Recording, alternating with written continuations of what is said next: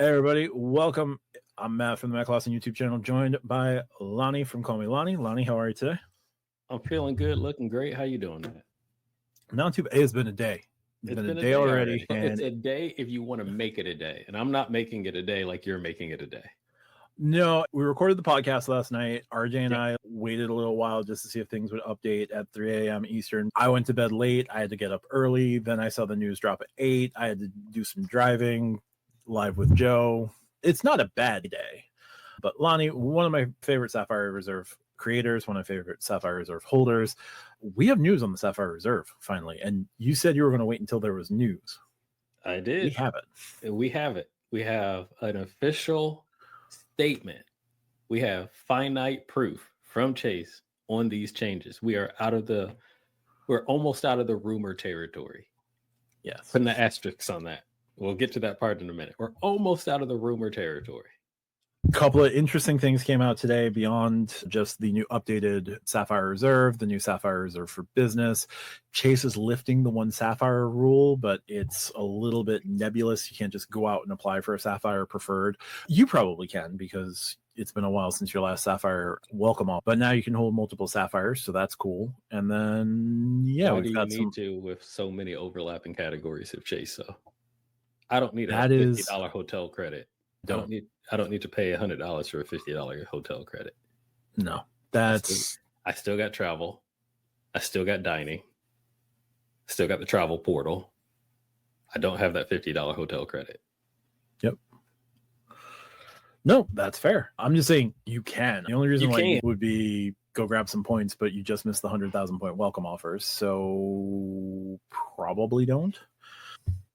So new updates. We've got new annual fee, new authorized user fee. Yep. $7.95 annual fee. Yep. That was the one part of the rumor I believed. Authorized user fee now of $195. I thought it was a little high, but I could have believed that. We've got multipliers. Yeah. Our multipliers.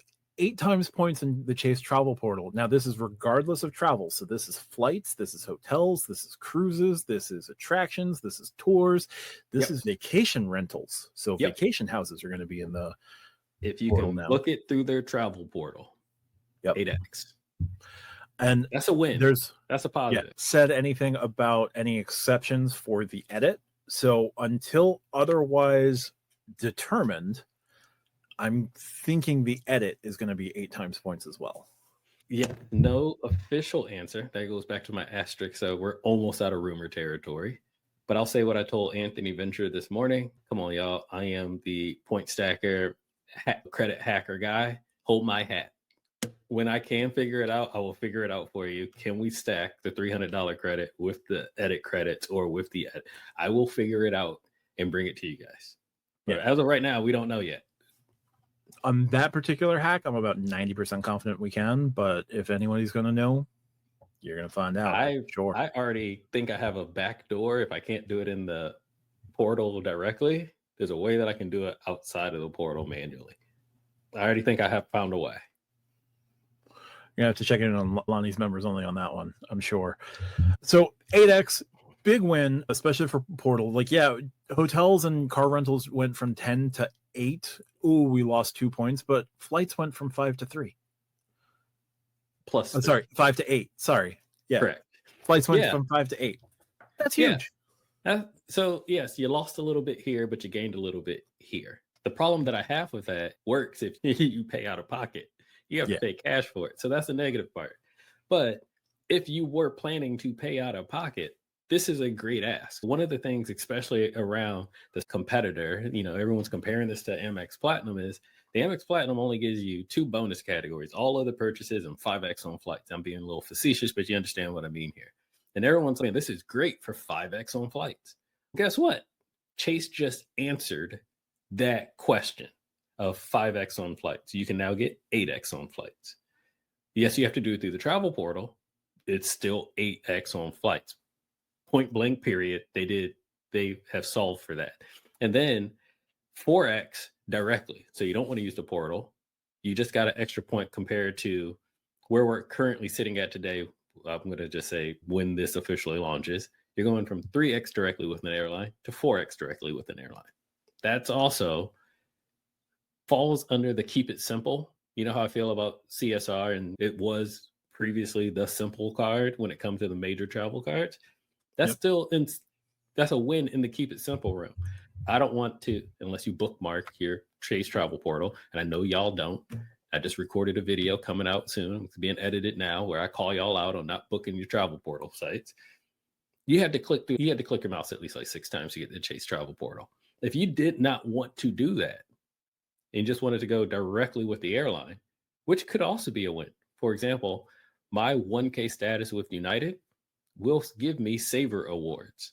It might actually be cheaper for me to go directly with the airline. So do I want to get 8x for a flight, or do I want to save physical money for a flight, depending on if you want to pay or not? I'm trying to speak for everyone here, not just me, because I'm using miles. Yeah, you're all miles. Absolutely. I'm using miles on my 1.5 that may be going away. Yeah, we're going to jump into that in just a couple here.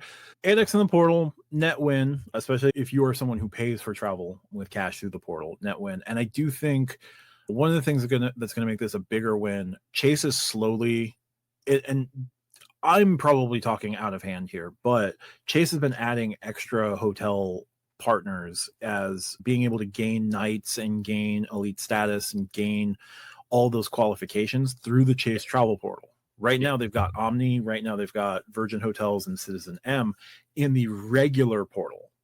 In the edit, they've got IHG, leading hotels of the world, they've got Hilton, they've got Marriott, they've got everybody. I've booked with the edit before. Very positive experience. If I got to compare it to FHR, basically the exact same kind of experience. And at one point, when I, like a year ago, if you will, it was almost 1-to-1. Now, FHR had plenty more hotels, but the ones in the edit, I could also find an FHR, and that's what I'm saying. But what I'll say now is if I go into the edit now, there's way more hotels in there now than there was a year ago. So yes, they are 100% growing that portfolio. Whoever's working on hotel partnerships for Chase Travel is out there doing a really good job and making sure they bring in some of those high-end hotels for the edit so they can be competitive. And I'll say it like this, because most recently, as I was booking another trip, I hadn't used my $200 FHR credit on my Platinum yet. And so I was jumping back and forth with my my monitor, 2 screens or whatnot, if you will. Do I want to book with the edit, or do I want to book with FHR? And you'll start to see some differentiation. So like I said, a year ago, like a JW Marriott was FHR and the edit. And now I've noticed some hotels that I only using that because that was a hotel I actually stayed at it a year ago. That JW Marriott, which was FHR last year, is now just Hotel Collection this year. So it's almost someone at Amex is paying attention and trying to create that type of differentiation. I'm sure we're going to see that on the Chase side as well, especially with the IHG Platinum status, where you're going to see Intercontinentals in the edit. You're going to see some of probably the really good ones in the edit, like the one in Paris. Yeah. I would really want to stay at the one in Paris. It's not cheap. It's not cheap at all. You can find a way. Gonna need that 2x boost for that one, Chase, but it ain't cheap at all. Yeah. So to that end, the edit is growing, and it stands to reason that we're going to see IHG potentially in Chase Travel. It will be huge if Hyatt goes into Chase Travel, like just regular Hyatt hotels go into the Chase Travel portal, and regular Marriotts and regular Hiltons, because then the Sapphire Reserve becomes like the default Hyatt card. Yes, you don't get your annual category 1 to 4 certificate, but if I can book 10 nights a year through the Chase Travel portal and get all my status, get all my points, get everything reflected, why would I not earn 8 times points that I can then move over to Hyatt 1-to-1 and do that mega all-inclusive in the Caribbean, or that mega category 8 somewhere? Yeah. Build my points and go that route. Exactly. And that's actually the whole transfer the points part is one of the negatives that I see of today with the travel portal. So before, the travel portal you were incentivized to book through the travel portal with the 1.5, I will say. But when that goes away, And I understand. Yeah, they're going to do points boost, and it's not going away for grandfathered cardholders like you and I get that. Yeah. Take all that out. But now that goes away. The travel portal is now for basically cash bookings, where now you're actually incentivized to transfer those out versus keep them in the travel portal. And I've talked about this before. I talked about it last night when we recorded our podcast. Yeah, you could say I'm only getting 1.5, but for someone like me that would point stack the crap out of my Chase points, use Chase Shopping Portal or Lyft or whatever, where I'm already getting 10x just from the dollar that I spend, and then I'm getting a 50% boost on top of that, kind of goes away now. And that's a huge hit to me, where I'm sitting on almost 1 million Chase UR points. Now what? If I'm only getting 1, I might as well transfer them out so I can get the most value I can versus now, of course, I'm still stacking and I'm getting a large amount from the spend. That's the earning side, not the redeeming side. The redeeming side, I think they're going to be losing out on. And that also means that they lost a niche with their Chase travel portal. That was a huge differentiation factor from all the competitors. No one else did it. Yeah. Yes, Amex, if you have a business platinum or whatnot, you can do the 35% back or whatnot. That's about the closest thing to it. I think they need to reevaluate that. And I think that they were going to put an asterisk on that and see how that changes over the next couple of months.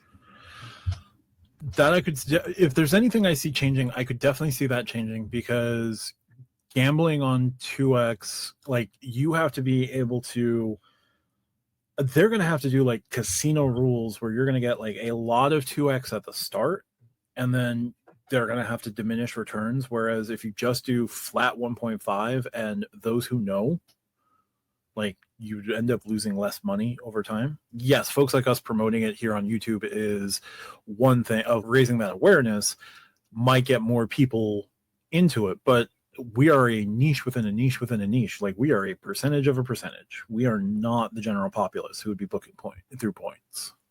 Here's the problem that I have. The flip side of the coin of the 1.5 going to the 2x points boost. And here's one thing that no one has brought up yet. No one else is talking. There's 2 marketing jargons around that 2x. One is up to 2x. We already know what that means. Go to any store where it says up to 50% off and find me the 50% off on that rack. It's always going to be 10, 15, because it says up to 50% off. And this is up to 2x. So you're not guaranteed to get 2x. The other marketing jargon is right behind it on select bookings. Now, when I see up to 2x on select bookings, the first thing is I'll probably never get 2x unless I get something that they want me to get, which means I got to stay on a Tuesday night. You got to fly a red-eye flight to get that 2x. That's what they're going to give you the 2x on. You gotta book your studio room, maybe at that JW Marriott on a Tuesday night. No early check-in, no late checkout if you want 2x. And it's like, what happened? I need Monday night. Great, make a separate booking. That night's only 1x or 1.25x. Now, of course, they have not done this yet. But mark my words, and I'll be happy for someone to say, I told you. But I feel like this is going to be one of those I told you so moments of, where is the 2x at? What do I got to do to get the 2x? Like, you'll hear creators talk about it all the time. Here's a max way to redeem your points. You can stay in the over the water bungalow villas in Bora for 34,000 points. And it's like, bro, I'm just trying to get to Dallas. How do I redeem for that type of scenario? That's a great deal. Yes. That ain't what I'm looking for. And I feel like it's going to be that same type of thing. The 2x is going to be on the stuff you're not looking for. Yeah. No, I can absolutely see that. Like, there could be dream vacation stuff that would be great. Oh, you get 2x, your points are worth double, booking the 4 seasons for 2 nights at like $2,000, and you're only going to pay like $1,000 worth of points. That'll be amazing. Yeah. But it's going to be Wednesday, Thursday. You got to check out Friday. You're not going to be able to enjoy the rest of your vacation because you did those 2 nights of the 4 seasons. Now you got to figure out the rest of your day. Yeah, I can definitely see like where is the 2x is going to be the big question. And I don't know how many of our colleagues here on YouTube are going to be digging that deep into the where's the 2x. Yeah, I'm preparing for the worst. That's because, one, we're still not fully out of this rumor territory, and they did not explain the points boost. So Yeah. I'm going to prepare for the work. I would love for it to be flat 2x, period, whenever I want it. I'm not expecting that because they said 2x on select bookings. So that means you ain't going to get it when you want it almost. Yeah, they also mentioned like select partners was another one. So yeah, that part I'm actually okay with. I think the select partners are going to be like the transfer partners. So yeah, you're not going to get 2x on a Hilton because they're not a Hilton partner, but you can get on IHG, especially because they're leaning heavily. I'm okay with that part because I think it's going to be the transfer partners versus I want to use the travel portal to book American flight. You're not going to get 2x. I want to book their travel portal with their partner United. Okay, we can give you 2x. Like I'm a little bit more safe with that one because I'm already expecting them to lean heavily on their partners in which they already have relationships with. Yeah. 4 times points earning on flights and hotels booked direct. Pretty solid win. The trade-off there is we had to give up the rest of the travel and transit category, and Chase's travel and transit category is the most broad. Aside from Bank of America's, but like only Bank of America cardholders know this. So like it is one of the most broad. It covers virtually everything. Now that's all going to be covered by the $300 travel credit, which stayed, and we're going to talk about that in just a second. So that's cool, but you lost 3x on a ton of categories outside of the portal. So that's going to affect a lot of people, especially like if I think so. Parking garages, parking meters. Where's transit? Like rideshare is one thing, but what if I'm in New York and subway no longer counts as travel because it's transit? What if the city bus, the metro bus counts as city bus or a transit bus instead of travel? Same thing in Chicago, home sweet home. I take the subway or the L, depending on which line you're on and if you're above or below ground. And I used to rack up points every single day because of that. I would just tap and pay my phone and go to my CSR, and I knew I was getting my 3x, period. Yep. They did not, that's also not fully defined on now what means travel because they said, we'll give you $300 travel credit. The most broad credit out there. Great. Define broad again. And don't forget, they can always change things. So like a rideshare, Lyft, Uber count as travel. They can change how that codes in their system, and they do not need our permission to do that. So that's another one of those things where, yes, it's a huge hit, period. Now, granted, heavy travel, the majority of it, flight, hotel, good, great. At least you're getting your 4x there. But for all those other minor things that which normally count as travel, we got to wait and see. Yeah. Then 3x dining. All Chase cards are required to have 3x dining. It's just they should have made it just 4x. They should have just made 4x dining and got it over with. Yep, I can't disagree there. And then 1 times points on everything else. So moving over to benefits, we are keeping the $300 travel credit. There is no what's left of it. It's still great. What's it's left? Still easy to use because you're probably going to use it on a flight or a hotel. So it's still great. It's still there. Yeah. You can use it in the portal. You can probably stack it with the new edit credit. Like you're not going to accidentally use it on your Lyft ride or for a parking garage at the movie theater like somebody does every year. I actually got more than $300 credited back to me this year. It was amazing. I had one big charge that was going to push me well over 300, and like they just credited the whole thing. They didn't charge me the prorated portion. So nice. I got like a $378 travel credit this year. Going to be the only time that's ever going to happen. But stop talking. Yeah, exactly. Your channel name is your actual government name that's on your card. You should stop talking. They can find you easier. They know what they did. So it's interesting. It's going to be interesting to see. Now, speaking of rideshare, Lyft still 5 points per dollar. Yep. It used to be 10, now a 5, and you get the $10 credit. 5 already. The $10 credit is not new. Other benefits, a $500 edit credit that's going to be split by semi-annually. So January to June, $250. July to December, $250. Unseen if we can stack it with the $300 travel credit. I don't see why that wouldn't be a problem. Chase might have a problem with it. Now, the big thing that's got everyone... Hold my hat, I will figure it out. Yeah, exactly. I will figure it out. Trust me, I will find a way. Next question with that is going to be the thing that's got everyone up in arms with the edit credit, which I just think is silly. 2-night stay is required. Why? Why are people up in arms, or why is it a 2-night stay? So, well, you get the same 2-night stay with FHR. So if you want your free breakfast and your $100 experience credit, you got to book 2 nights. Now you can get your $200 credit if you don't book 2 nights, but if you want to get all those experience credits, you got to book 2 nights. It's literally the exact same thing as Chase to say 2 nights. Yeah. So I don't see why that's such a big deal. That's literal apples to me.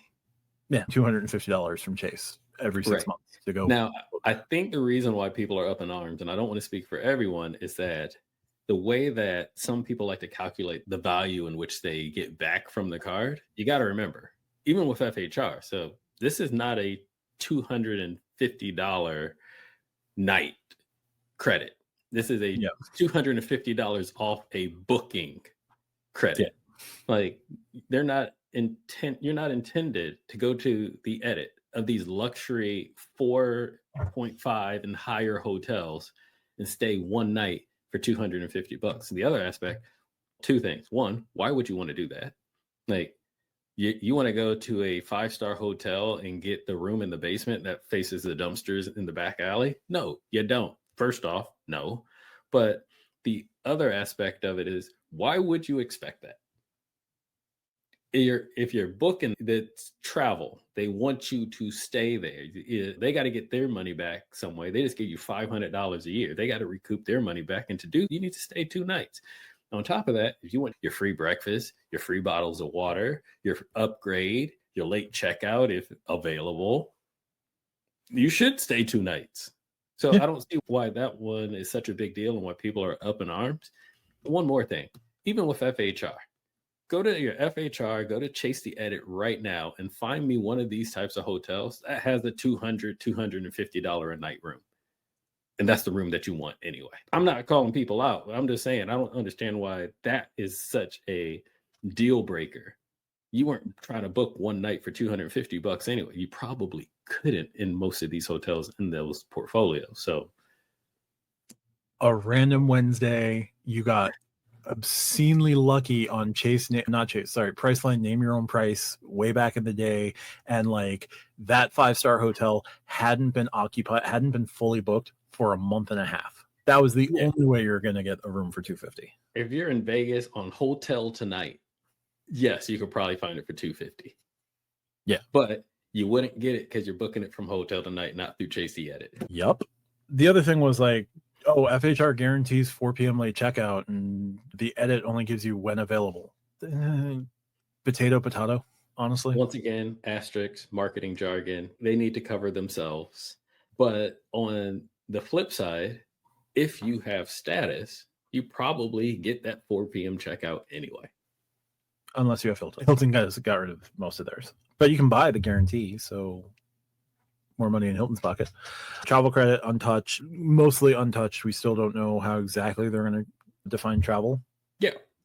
All right, let's say you were able to fully maximize both of those. That's $800 back right there before you do any other credit on a $795 card. Correct. So the 2 main functions of the card get you net positive. Cool. Other credits mentioned, there is a complimentary Apple TV Plus and Apple Music subscription that was valued at $250, but you have to go through a special Chase link to activate it, to pay for it. They just give it to you. Should be worth it. Yeah, everything on Apple TV Plus, everything. Just go through the clicks and go get it. That one is 100% worth it. So I don't use Apple Music. I use YouTube Music instead because I pay for premium. And YouTube has the largest music catalog. It's actually larger than Apple Music catalog. A lot of people don't know that. But anyway, Vivo works hard. But now I could use Apple Music. I could get both. Absolutely no point. The same song on both applications. But Apple TV, even though it's not super expensive, it is something that I personally use. I watch Apple TV shows all the time. So now that removes 1 extra streaming bill for me every single month. So that's a huge win. And if you don't use Apple Music and you have the card, don't go get the card just so you can get free Apple Music. Please don't. That is not a great financial decision, I would say. But if you don't, this still works out for you because now you can try it for no additional cost. You've already agreed to pay $7.95. Now you just get Apple Music. Yeah.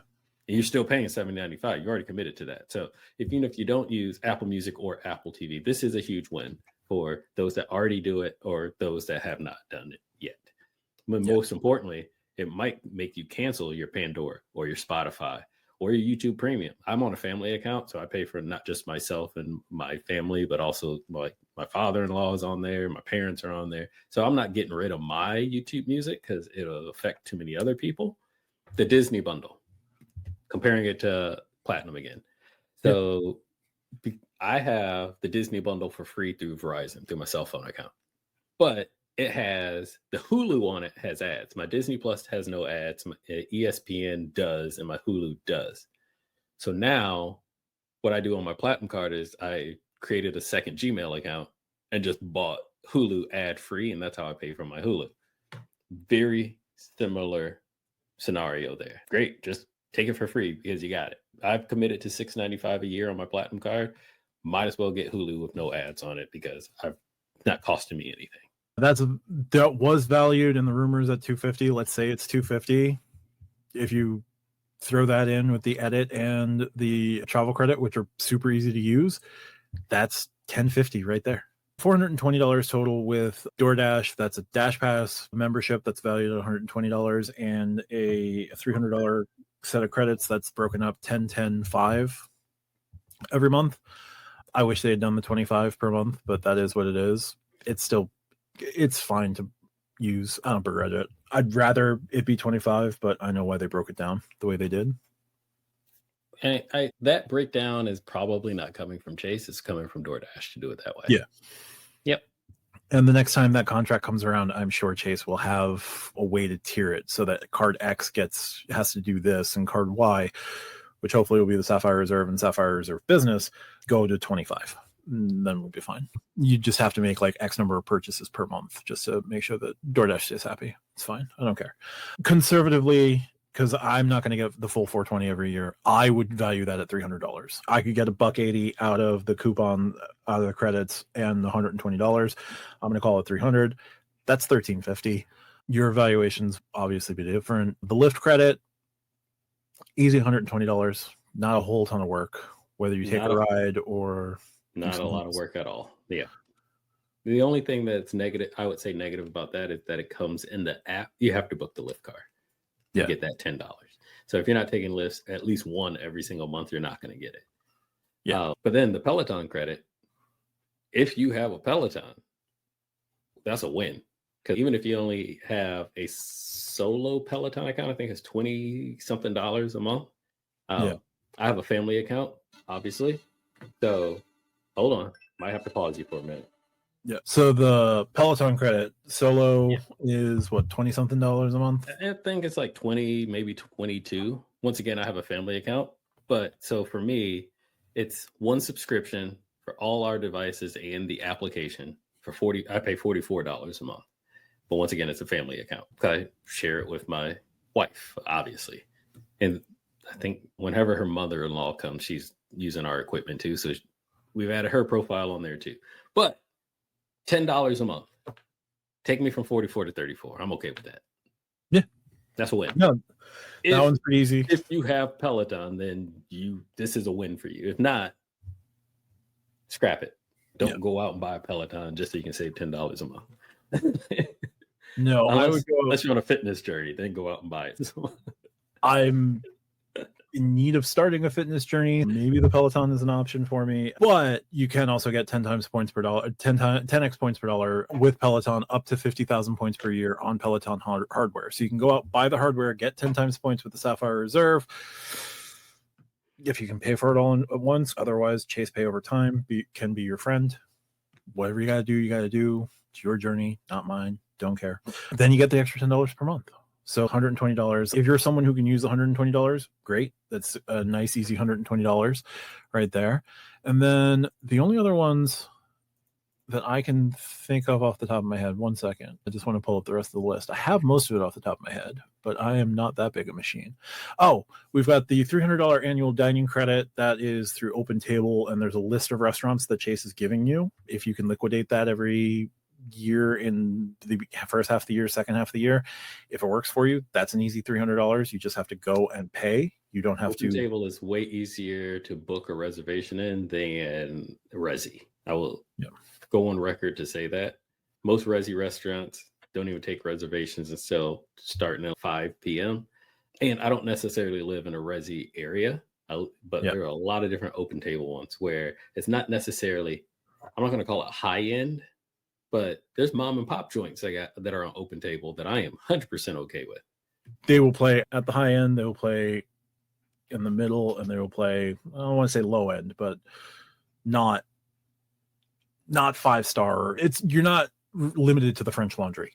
Yeah, you know what? I am fully supportive for services that support local businesses. So the mom and pop joints, those are the places where I love to eat.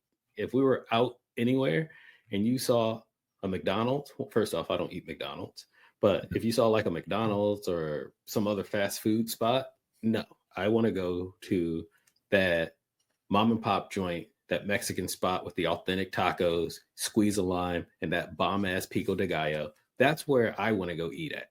So not just to say I want to support those local businesses, but I do appreciate that Open Table supports the smaller scale local businesses. I don't have to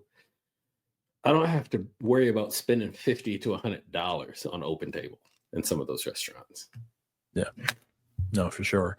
And then the last one is $300 in StubHub. I didn't love the idea of the credit when it was first rumored, but like it's easy enough to burn. It's 6 months to $150 in the front half, $150 in the back half. So like a pretty conservative estimate of what you could conceivably make back. You do the full $300 travel credit, right? You do, let's say you don't do the edit. The edit's not for you. Cool. You can still get $250 with Apple. You can still get 120 with Lyft. You can still get, or up to 120. Let's say conservatively, let's say $80.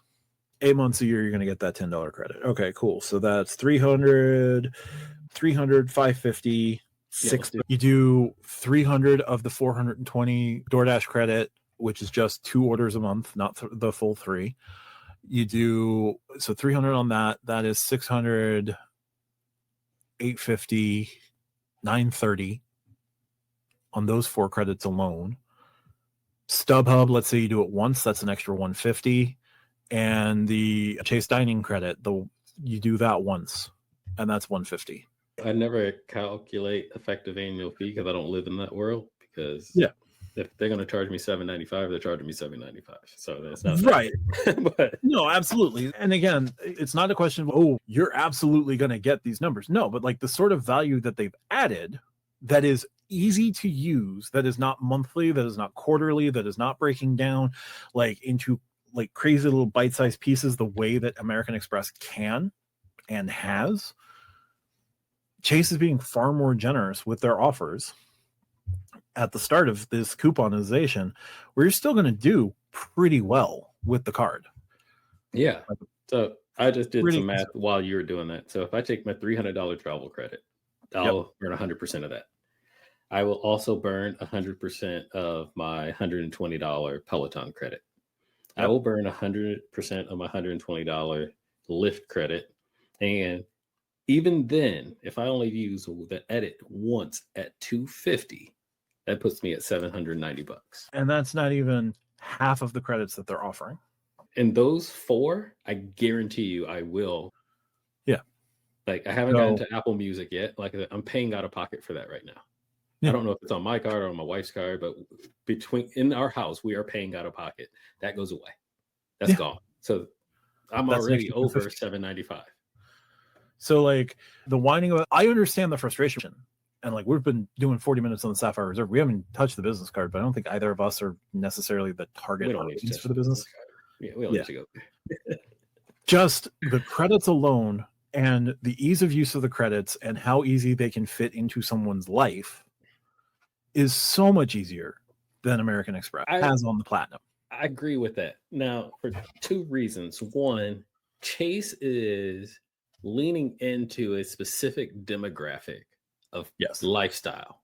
And I'll go on record to say it as well. This new Sapphire Reserve is not a refresh. It is a brand new card. They are old card and a new card using the exact same name. The old card was a travel card. This new card is a lifestyle card. I will actually take away calling it a travel card starting on June 23rd or October 26th, whatever day you want to say it's going to start on, is no longer a travel card. It's a lifestyle card in which you can travel. Yeah. Just like I've said it before, the Amex Platinum is not a credit card. It's a subscription service. I'm feeling the same way here. But going back to that demographic, Peloton, Apple Music, Lyft, these are Gen Z through millennial style age group of people where they are hitting certain points. These are the exact same people that want to take a trip once or twice a year. There's the edit credit. These are the type of people, unfortunately, most of y'all don't know how to cook. And I don't mind saying that, which is why Resi credits and dining credits mean so much to some of y'all. Boom, there it is. You don't have to go out and just do XYZ. You can now be, for the Instagram folks who want to take pictures of their food, you can go to a better restaurant that has dim lighting so you can take better pictures of your food, whatever. So I see them leaning into a specific demographic. And when I also say this, and this is going to get to my next point as well, when the Sapphire Reserve first launched, it was for like my age group. It was people in my age group, give or take a couple of years, 100K sign-on bonus. And this was the it card when it first launched back in 2016, 20, whatever teen year. I don't remember the exact year. And it was actually spread by word of mouth. Like I heard from one of my best friends, man, you hear about this new card, this is new beast card and all this other stuff. They are bringing that back to that extended age group. So you got people like me that were grandfathered in from day one, but now you have a whole new subset of people at the same time. And to my second point, going back to that 100K, I 100% see them at least coming out of the gate with a 100K offer, if not higher. Like bringing it back full circle, saying, now spend requirement's going to be higher. It's not going to be $3,000 like when I got mine. No, but I can see it being 100K at least, if not 120, 150, or at least 100K plus. And I'd be surprised if they don't launch the new version, at least for a promo period. Hey, fresh out the gate, brand new card at 100K at least. Oh, I almost would want to go try to sign up for another. Stupid, but no, I agree that it's going to be at least 100K. I'm thinking somewhere between, I want to say 120 to 150. I don't know, like what I want to see from the Sapphire cards going forward and after the Sapphire Preferred is refreshed, because the Preferred is absolutely getting refreshed. What is going to happen to it? I don't know. Absolute bare minimum is they bump it to 150. I think there's room where they're going to move the Preferred up into that Amex Gold territory, and then I don't know what they do at the like entry level. They'll need a card in that like underneath, but they could bump the Preferred into that Amex Gold territory and then give both of those sliding scale welcome offers, just like Amex. And I think they should. I think if this is going to be the competition to the Platinum card, then the Preferred should be the competition to the Gold card, which is, and they probably already thinking that way. And that's why they're like, you can have both Sapphires now, because you can have both Amex cards without issue. Gold, yeah. So why not do that over here? The other aspect of it is, too, they need people to get these cards. Yeah. So by creating differentiation, so instead of having my high tier card and my not so high tier card at a lower annual fee that does the same overlapping bonus categories, create that differentiation between them as well. More importantly, create differentiation between the $0 annual fee card over here. That's the exact same as your $95 annual fee my card, except for a $50 hotel credit. Yeah. You know what I'm talking about. Yep. And by making it the Amex Gold competitor, I think is a really good way of doing that. A smart way of doing it. I would love to see what they would come in underneath, because I do think that like you could do a Sapphire trifecta. So you could do a Sapphire setup where you have the an Amex Green competitor, an Amex Gold competitor, which would be the Sapphire Preferred, and like you update the grocery category on that, you like maybe do another complimentary category, or like 4x groceries, 3x gas, or 4x grocery, 4x gas, $350 for the card. Put a grocery category on that sucker, yes.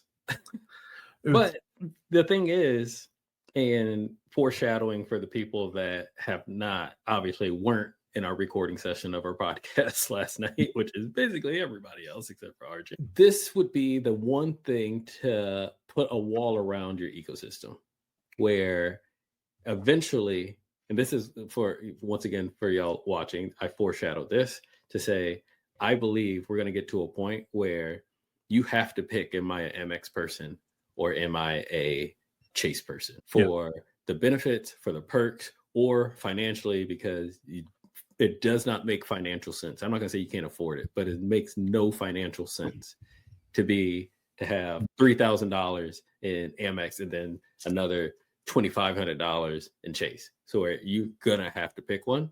I can see that coming. And I think this is going to be one of the first steps into that, especially with Amex Response, which is one giant, huge asterisk right now. Let's start the rumor mill up again. It's already kicked up this morning, but how is Amex going to respond and what are they going to change? And I think that one is a slightly more interesting. And the reason why I say that is because Sapphire Reserve kept a lot of the old Sapphire Reserve, but Amex Platinum needs to add in reasons to use the card. I'll give you a million reasons to use the credits, but there's absolutely zero reason to swipe the card. No, I 100% hear you. Like there's nothing to that card, honestly. It's a great travel subscription. It is great at making your life better. It is great for making travel day even better. It is great at being anything other than a credit card or charge card. Yeah, we'll have to see. And then there's that other card off on the side that, does a lot of the same things for no annual fee, and we don't know what they're cooking up. Pretty silent. Don't hate their silence just because they just released a way to gain extra points, which is by far one of the best ways to earn extra points out there. So yes, just let them be silent and take advantage of this at the moment for 3%. They've also added Qatar in recent months, and they added Japan Airlines. So like they're still doing things. Just a couple years behind, but they duplicated one of Chase's most popular cards, and people refuse to look at it because it doesn't have a welcome bonus. Yeah, they do that to their peril. The card is good. The card is good. The rewards program is great. The company and the business and how they handle their business. This is where I have the issue. Frustrating as all get up. Anyway, hopefully you get to talk to one of their VPs again. Yeah. Love to see what the follow-up on that one will be. I'm sure that's going to be more around their relaunch or rebranding or 2.0, whatever that vision is. Yeah. But moving back to the topic at hand, on my YouTube channel, I've gotten a lot of comments already on my opinions and how I feel about it. And I'm still collecting them. Like I said, I am not in this is a bad, this is canceled, this is burned, this is great on the positive side. These are awesome. We're not in a keep or cancel moment quite yet. I'm going to give it time. I'm going to let it run its courses. I'm going to try to find out, hey, this is something I want to continue with. Maybe I pay over $3,000 across all my cards and annual fees right now. Maybe it's time for me to pick Amex or Chase. Like I had mentioned, maybe I just need to get ahead of the game right now. And the thing is, first I got to go burn these UR points at 1.5 as fast as I can. Before 2027. I'm not taking any chances with them afterwards. That's fair. And also, is it my points that are only on my Sapphire card, or do I have until midnight tonight to move all my other card UR points to my Sapphire card? Do they all got to be there yet? Because that hasn't been disclosed. That has not. I am 90% certain that you can move your whatever points are on the card as earned points by that deadline of the 25th of October, then you're good. But out of fear and panic, I might just consolidate all of my Chase UR point cards to my Sapphire card Every billing cycle that closes. Every billing cycle that closes. Nope. Your points. Oh, your points have cleared. Cool. You're going straight to the Sapphire Reserve. Oh, your points have cleared. Straight to the Sapphire. Not taking any chances with that one. I get 600 points a month on the ink cash right now. No way I'm not putting those over on the Sapphire Reserve. No. Yeah, exactly. But I don't know what I'm going to do yet. Like I said, I'm going to let it run its course. I am going to give it its due diligence. My annual fee now, because I got bumped from December last year to January, I was one of those people that got transitioned. So I got the rest of this year. So come October, I know I'll fully be in it. Yeah. Even if they don't start opening up stuff on June 23rd for me as a current card holder, I know come October, I'll be fully in it, which still gives me the last quarter of the year to figure out if I want to keep rolling with it or not. But we will see. Like I said, there's multiple ways to look at this, folks. And I'm talking to the broader audience right now. You can look at it from an effective annual fee if that's how you value your credit cards. You can look at it from experiences if that's how you value your credit cards. You can look at it from a financial standpoint. How much money is it going to save you? I.e. like the Peloton and the Apple TV, those types of things. Whatever way that you want to look at it, just give it time.